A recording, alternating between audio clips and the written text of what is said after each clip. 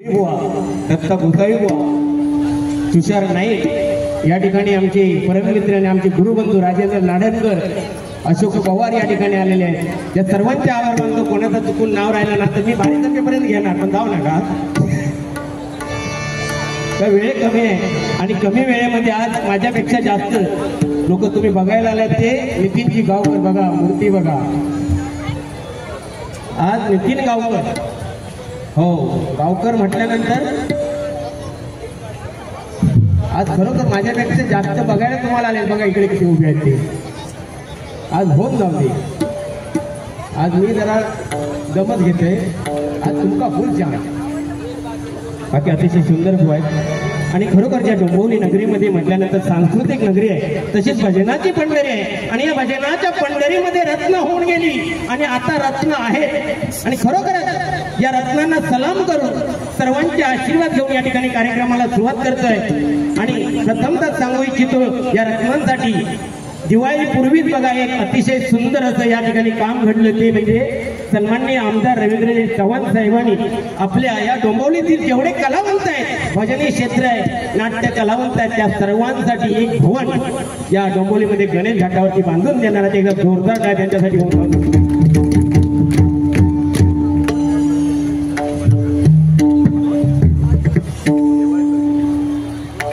सन्माननीय दिवाळकर साहेब यांच्याकडे 101 रुपयाचं पारितोषिक आलंय, मंडळाच्या वतीने स्वीकारतो, त्यांना लाख लाख धन्यवाद देतोय। प्रथमतः भजन 3 अक्षर आहेत बघा, भ म्हणजे भजावा, ज म्हणजे जपावा आणि न म्हणजे नमावा, भक्ती रसातून जनमानसासमोर नतमस्तक होऊन केलेलं नमन, त्याला भजन म्हणतात। आणि या भजनाचा दर्जा एवढा उंचावलेला आहे बघा, भजन या 3 अक्षरामध्ये न राहता भजनाचा अख्ख्या या संस्कृतीवरती परिणाम होत चाललेला आहे। म्हणून मी सांगेन, कोणत्याही देवाला बघा, तीर्थक्षेत्राला जा, अनेक ठिकाणी जा, पण तुम्हाला सगळ्यात श्रेष्ठ दैवत आणि श्रेष्ठ तीर्थक्षेत्र कुठे भेटणार असेल तर ते आपल्या घरामध्ये भेटेल, ते म्हणजे आपली आई आणि बाबा, आणि आपलं घर म्हणजे तीर्थक्षेत्र आहे हे ज्याला कळलं त्याला कुठे जाण्याची गरज नाही मंडळी। आणि आजचा भजनाची सुरुवात आपण इथूनच करूया की आई बाबांसाठी एकदा मंडळी जोरदार टाळ्या होणार। आई बाबा होते आहेत म्हणून आपण आहोत, नाही का, हे ज्याला कळलं तो या कलियुगामध्ये तरुण गेले, नाही काय। आणि त्यानंतर कोणाचे आशीर्वाद घ्यायचे असतील तर आपल्या गुरूंचे घ्यायचे, आणि गुरूंचे आशीर्वाद घेण्यासाठी काय करायचं की आपल्या गुरूंनी काय केलंय आणि आपल्याला काय करायचं याची जाण भान तन मन धन लावून केलं तर ते भजन होणार। प्रथमतः भजन सुरुवात करूया, वेळ कमी आहे, नक्कीच तुमचं मनोरंजन 100% आज 3 गावकर बुवा करणार आहे, त्यांच्या खांद्यावरती मी आज जिम्मेदारी सोपवलेली आहे। तेव्हा दोघे पण भगवे अतिशय काय घाबरायचं नाही, ही हिंदुत्वाची भगवी शाल घातल्यानंतर कोणाच्या बापा घाबरायची गरज नाही का। आणि ही जो ज्याने खांद्यावर घातला ते का लवकर मरण सुद्धा येत नाही, उद्या तो प्रत्येकाने घ्यावा आणि एक एक घाला।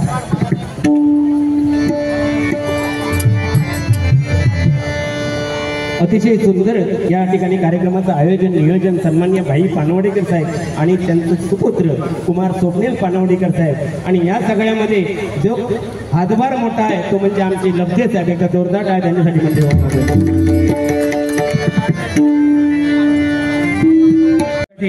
एक गाणं घेतोय। अतिशय सुंदर बुवा तुम्ही कार्यक्रम केला, बोलणं काही नसतं, कोण या हरिनामामध्ये नामस्मरणामध्ये कोण मोठा कोण छोटा नसतो, नाही का। कारण बघा आता क्रिकेटमध्ये 13 वर्षीय सूर्यवंशी नामक पोरग्याला IPL मध्ये घेतलं, IPL मध्ये 13 वर्षाचो, आणि पृथ्वी शॉ आमचो 35 वर्षाचा झालो, त्याच्या घरात बसवला नाही।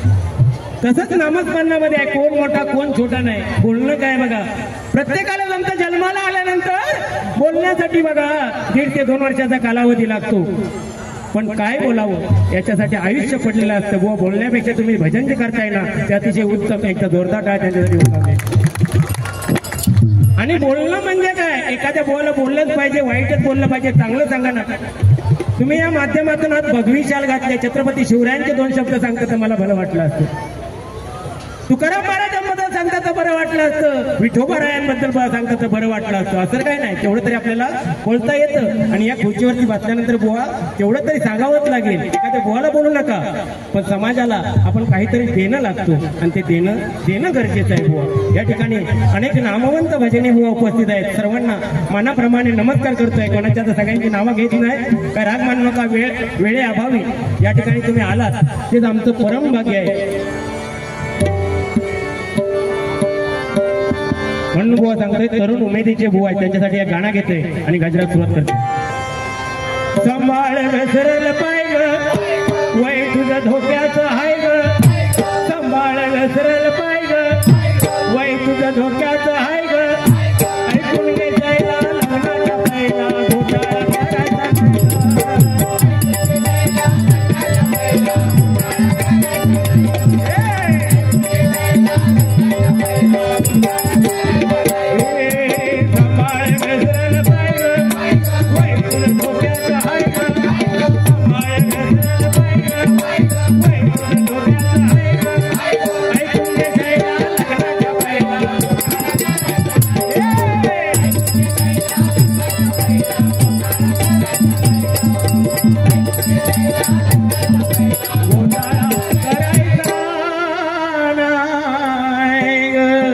पण बुवा अतिशय सांगतो, मी असो पवार आहे, मी म्हणजे कोकणातलो पवार आहे. आणि पवार म्हटल्यानंतर लोकांच्या भुवया उंचावतात.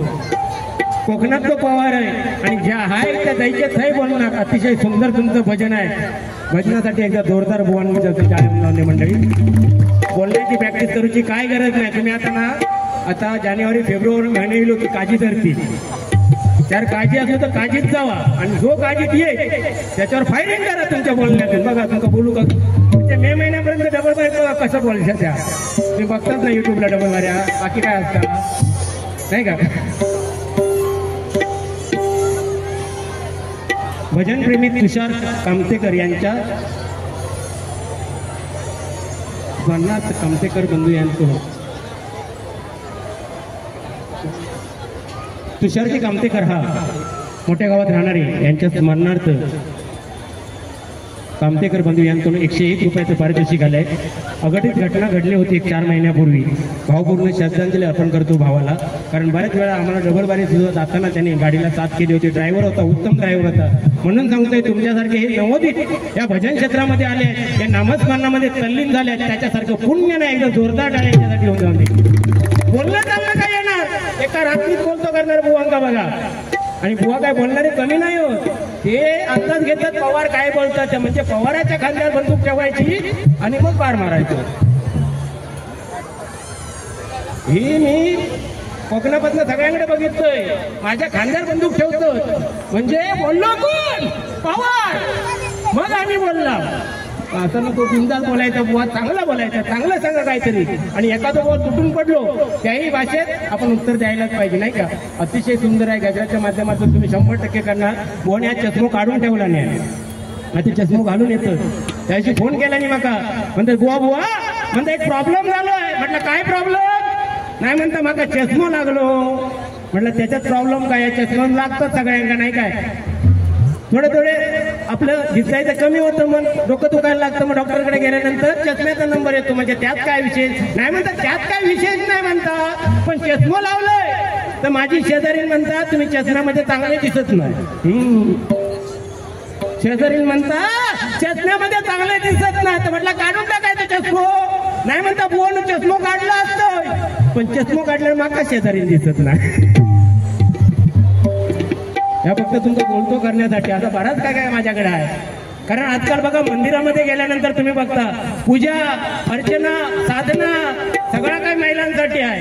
आपल्यासाठी काय आहे, एक आहे एक घंटा वाजवायचे आणि बाहेर आहेत. आपल्यासाठी सुद्धा आहे ना. पण खरोखरच आज या महिला या आघाडीने चालतायत. एकदा महिला वर्गासाठी जोरदार टाळ्या लावून दे. भजन क्षेत्रामध्ये सुद्धा या ठिकाणी बसलेले आहेत. माता भगिनींना नमस्कार करतोय. या ठिकाणी कुवारी मुली बसले. एकच सांगेन बघा, तुम्ही शिक्षण किती घेता याला महत्व नाही, तुम्ही घरामध्ये काम किती करता याला महत्व नाही, तुम्ही किती पगार घेता याला महत्व नाही, पण ज्यावेळी तुमच्या आई वडील समाजामध्ये फिरतील आणि ते ताट मानेने फिरतील असं तुमची वर्तणूक असेल ना, ती सगळ्यात मोठी तुमच्यासाठी डिग्री असेल, सगळ्यात मोठी डिग्री असेल, सगळ्यात मोठी डिग्री असेल. आणि ह्या आपल्या डोंबिवली विभागातील एखादी मुलगी IPS झाली, UPSC MP झाली आणि कलेक्टर झाली तर खरोखरच त्या मुलीच्या घरी जाऊन आम्ही दोन्ही बुवा डबल बारी करू. असं काहीतरी करा, कारण आई वडिलांसाठी बाकी काय नको असतं. आई वडिलांना काय वाटतं, मुलीचं कन्यादान आपल्याकडून हवं. आणि हीच एक अपेक्षा घेऊन बाप आयुष्यभर झटत असतो. लग्न झाल्यानंतर सगळे रडत असतात बघा, हसत असतात. लग्नाच्या मांडवामध्ये सगळे हसत असतात, पण एक माणूस असा असतो तो खांबमधून रडत असतो, तो म्हणजे बाप. आणि तो आयुष्यभर आपल्या मुलाच्या कन्यादानासाठी, म्हणून तुम्ही किती काय कमवलं त्याला अर्थ नाहीये. फक्त आई वडिलांना आपल्या कन्यादान करण्याचं स्वातंत्र्य द्या. बाकी तुमच्याकडून काही अपेक्षा नाहीये आई वडिलांच्या. आणि ज्या ज्या मुलांनी आई वडिलांचं ऐकून लग्न केलं नाही, 99.99% लग्न सक्सेस झाली. आणि ज्याने ज्याने लव्ह मॅरेज केला नाही ते दारा ढाकून भांडी घासतात आणि भांड्याचा आवाज येऊ दे नको म्हणून टीव्हीचा आवाज मोठा करतात. ही परिस्थिती आहे. म्हणून आई वडिलांचं ऐकलं पाहिजे. आई वडील सांगते ते वाईट सांगणार नाही. पहिल्या काळी सांगायचे माझी पोरगी तुका दिली, तुझी पोरगी मी सून करून घेतलोय. आज कोणाची हिंमत आहे? नाही हिंमत. कालाय तत्परिणामा प्रेम प्रेम, पण प्रेम करा. पण प्रेम करतो विचारलं तर काय सांगणार, आमचं पहिलीपासून प्रेम होता. अगं काय तो शंभरून होतो, पहिलीपासून प्रेम होता असं सांगणार नाही का?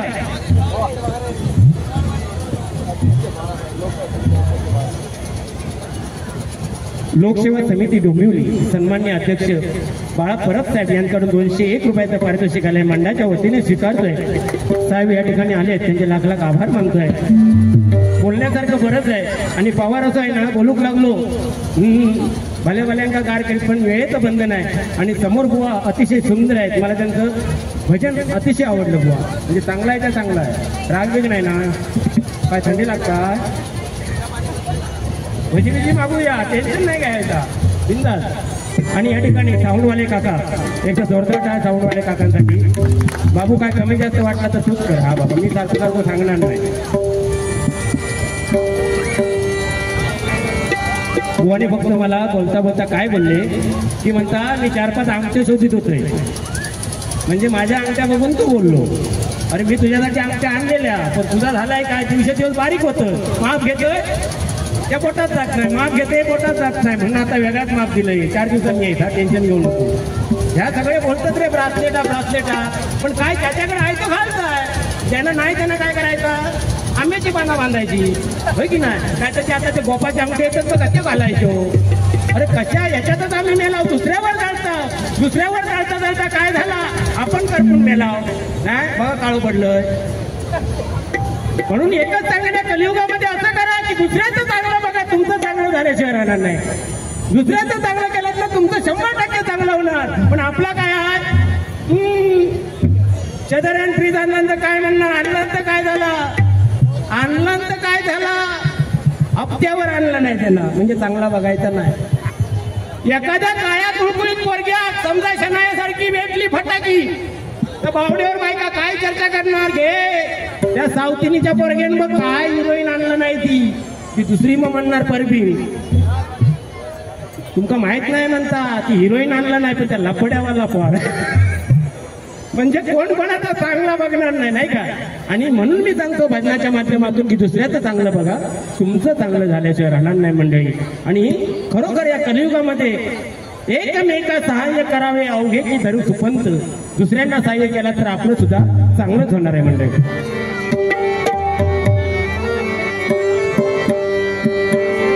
बाकी तसे काय बुवा मागा बोलले नाही, म्हणून मी उगाच त्यांच्यावरती घसरून बारी करणार नाही. पण जे काय या गजराच्या माध्यमातून देता येईल तेवढं देण्याचा प्रयत्न करणार आहे. तत्पूर्वी मी 2 ओळी आता नवनिर्वाचित जे आमदार झाले आपले, 4थ्यांदा जिंकून आले, त्यांच्यावरती 2 ओळी लिहिल्या आहेत. माझ्या मनाचा मोठेपणा, मी पक्षाचा कोणताही प्रचार करत नाही किंवा काही करत नाही, पण आपल्या कोकणातील माणूस एक निवडून आला आणि आमदार चौथ्यांदा झाला, जवळजवळ मुख्यमंत्री पदापर्यंत पोहोचलेले आहेत, त्यांच्यासाठी 2 ओळी मंडळी. आवडलं तर नक्की टाळ्या वाजवा.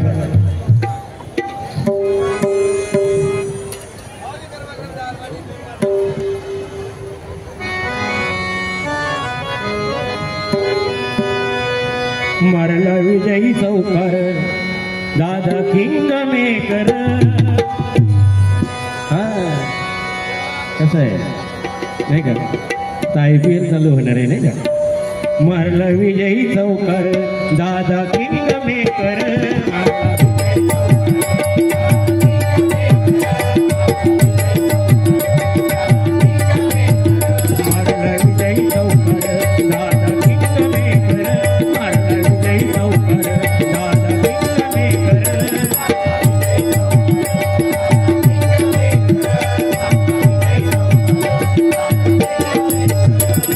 भजन भवन मान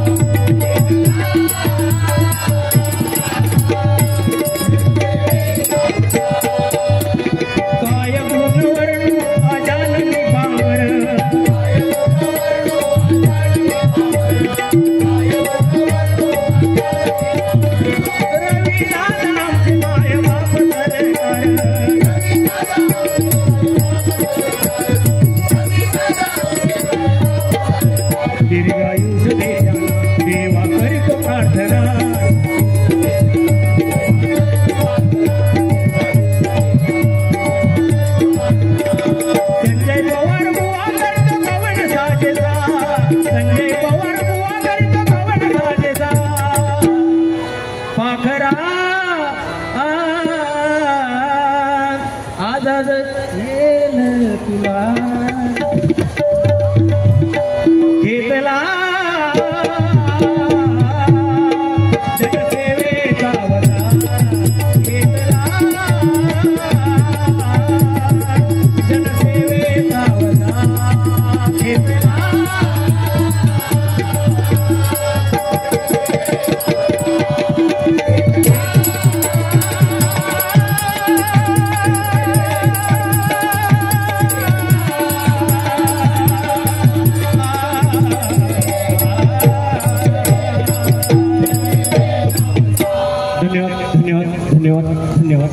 धन्यवाद.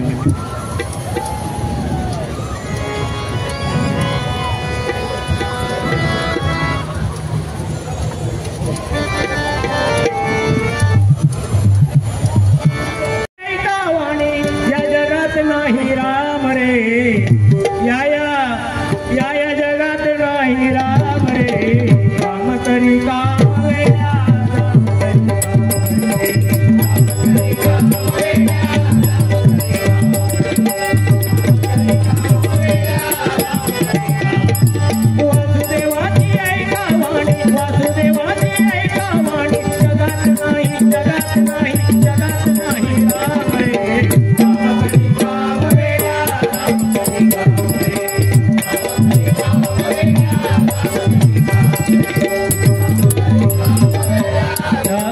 पैशावरती दुनिया चालली किती काही आपण नाकारलं तरी आज पैसा माणसाचं सर्वस्व झालंय बघा. कोणी तुम्ही घरामध्ये बसतात तर कोण तुम्हाला काही आणून देत नाही, त्याच्यासाठी मेहनत करावी लागते. म्हणून एकच सांगेन बघा, भजन पूजन नामस्मरण करा, सगळं करा, पण कामधंदा व्यवस्थित करा. कारण कोकणातून बघा टॉपला आपली 10वीची पोरं टॉपला, 12वीची पोरं टॉपला, पण ती टॉप झालेली पोरं मुंबईमध्ये येऊन करतात काय 10,000 मध्ये हाऊसकीपिंगची नोकरी. हे बंद झालं पाहिजे.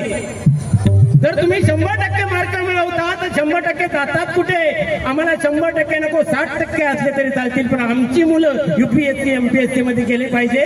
कलेक्टर, पोलीस नाही तर शिपाई तरी होऊकच होईल मंडळी, होय की नाही? आणि त्यानंतर तुम्ही आमच्या भजनात येऊन बसलात तर आमचा अभिमान, आमची छाती फुलत आणि बुवांसारखे बुवा सुद्धा बोलूक लागतील. हा अभिमान आहे म्हणून खरोखरच सांगते बघा. आज बुवा तुम्ही तुमच्या भजनात वाजवणार तुम्ही विसरला, आता तू जाऊनच बघ त्यांच्याकडे वाजून. या आमचं माहितीच नव्हतं, आज समजला की यांच्याकडे वाजून जाता म्हणून. गमतीचा भाग झाला. कोणाकडेही कोणी वाजवावं, कलाकार आहे, कलाकाराने एकामेकाला संगत केली पाहिजे तर कलाकार पुढे गेला पाहिजे. आज डोंबिवलीचे कलाकार आहेत, 100% हा पॉवर बुवा तुम्हाला आणखी. मी आजकाल ना माझ्याकडे ना असेच बुवा येतात की नवीन नवीन आमका बुवा पाहिजे, या जोडीला या. आम्ही सुद्धा आर्यन बुवां बरोबर, गोंदकेकर बरोबर बाऱ्या केल्या आणि पुढे गेलो.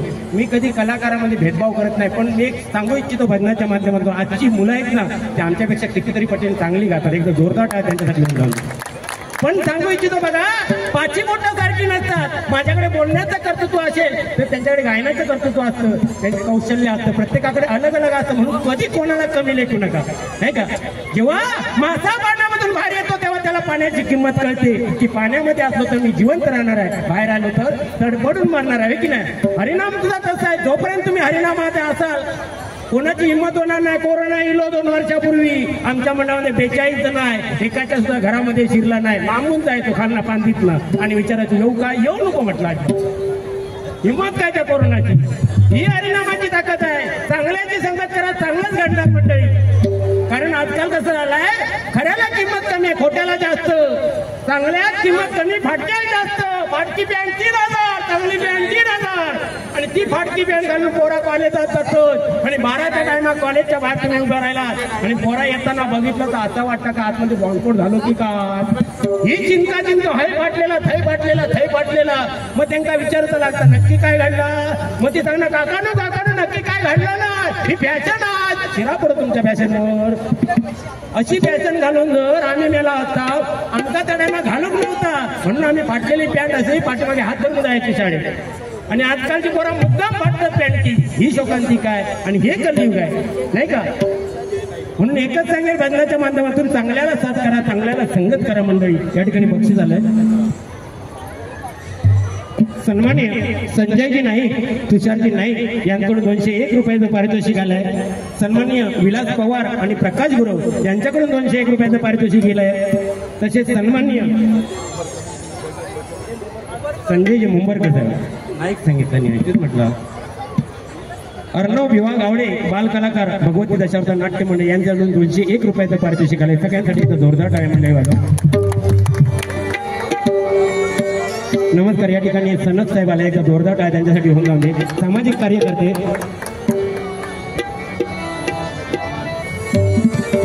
बाकी वंग तसं नाही पण एक माणूस होतो बघा. आणि काय धुरीबुवा असा जे कार्यक्रम मोठा कार्यक्रम होता. फॉरेनरनं सुद्धा असे पाहुणे गेलेले. अमेरिका, लंडन, हाँगकाँग, जपान सगळे पाहुणे गेलेले आणि स्टेजवरती जमलेले सगळे आपले कोकणातले होते. आता त्या पाहुण्यांका जे फॉरेनवरनं पाहुणे गेले त्यांना बोलवूच आहे. कसा बोलवणार? त्यांना टेन्शन येला आणि एक माणूस समोर असं होतो त्याला साधारण इंग्लिश येत होता. त्याला बोलवलं आणि म्हणतात स्टेजवर ये. म्हणतात ते समोर पाहुणे आहेत ना अमेरिकेचे त्यांना म्हणतात स्टेजवर बोलव. त्यानं आपलं माईक हातात घेतलं आणि म्हणतात हे त्याबरोबर ते अमेरिकेचे पाहुणे स्टेजवर इल्यावर त्यांनी भाषण वगैरे केलं नाही त्यांच्या भाषेत. बरोबर ना? भाषण त्यांच्या भाषेत केलं नाही. भाषण झाला. आता आयोजकांनी सांगितलं त्यांना परत म्हणतात तुम्ही बोलवलाच ना तसं त्यांना तिकडे पाठवा. पण त्याला फक्त बोलवूच माहिती. तो तेवढंच गेलेलो शाळेत. म्हणजे त्याचा कसा व्हायचा? सकाळी अख्खा घर त्याला सोडून जायचा शाळेत आणि दुपारी अख्खी शाळा घरापर्यंत सोडून यायची. तेवढाच शिक्षण. त्यांना काय केलं? तो सुद्धा डोक्यात हुशार. मालवणी आणि जर्मनी कोणा काय केलं नाही. तो हुशार. त्यांना काय केलं? जय पाहुणे उभे होते थै परत गेलो आणि थै ना म्हणतात त्या पाहुण्याला कोण पोचलेली लोक कोणा काय केलं नाही आपली लोक.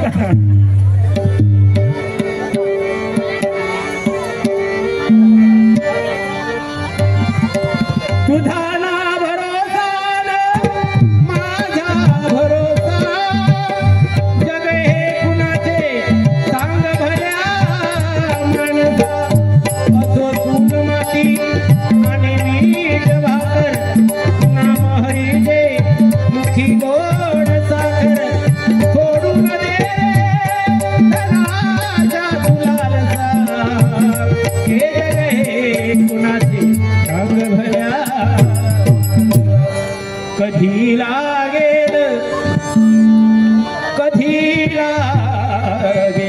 कधी लागेल रे वेड्या तुला या गोडी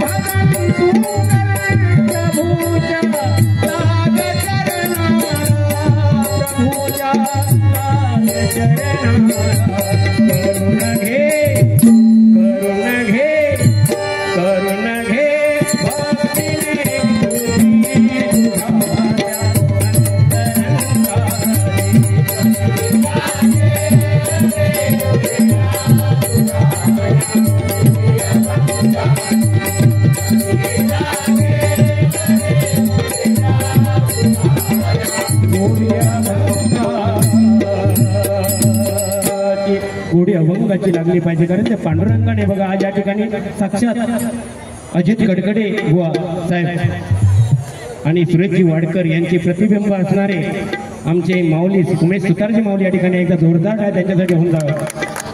लेट इला त्या बरा झाला नाही तर आमचा आवाज काय खुल्लच नसतो अजिबात.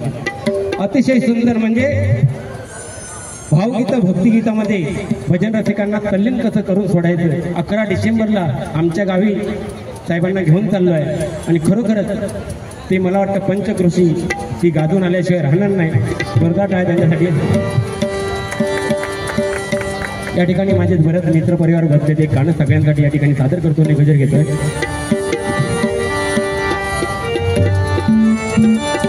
दुःख अडवायला उंबऱ्या सारखा, दुःख अडवायला उंबऱ्या सारखा सारखा मित्र वणव्यामध्ये गारव्या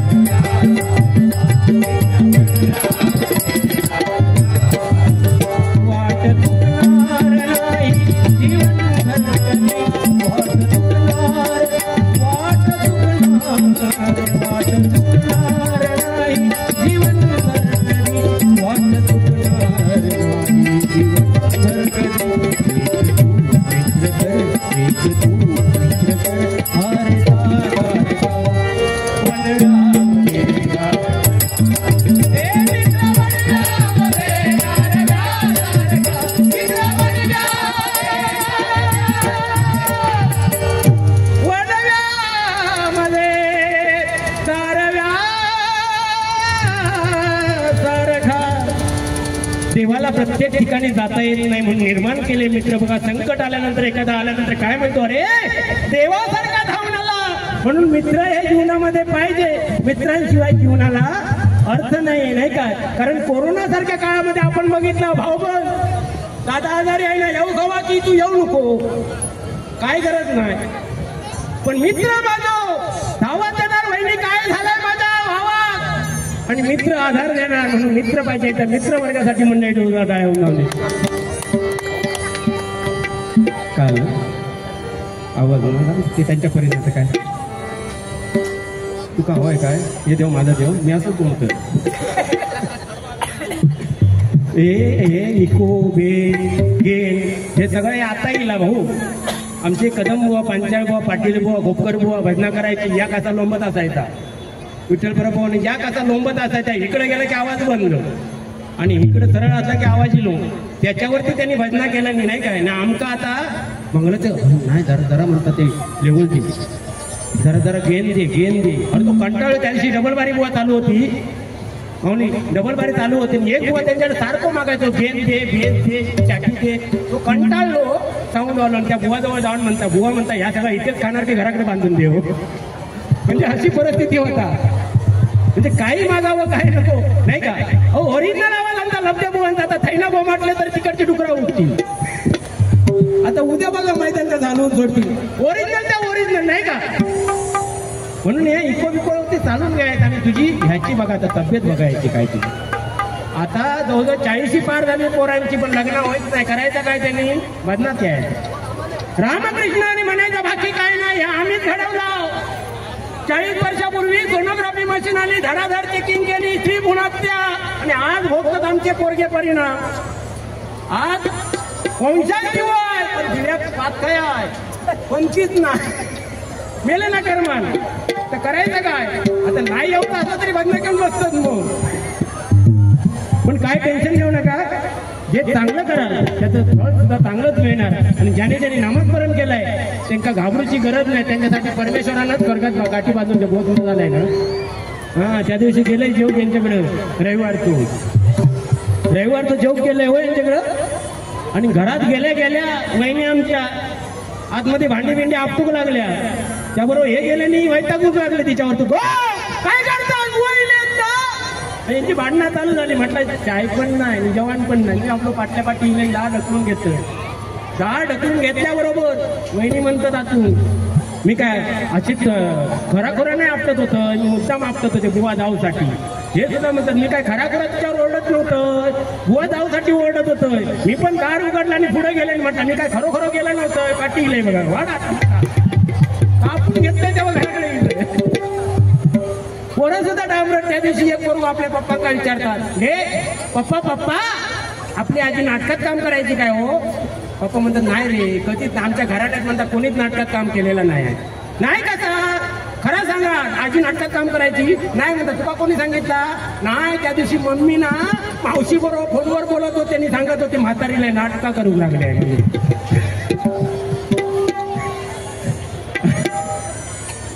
असे सुद्धा असतात नाही का. गजर घेऊया या ठिकाणी.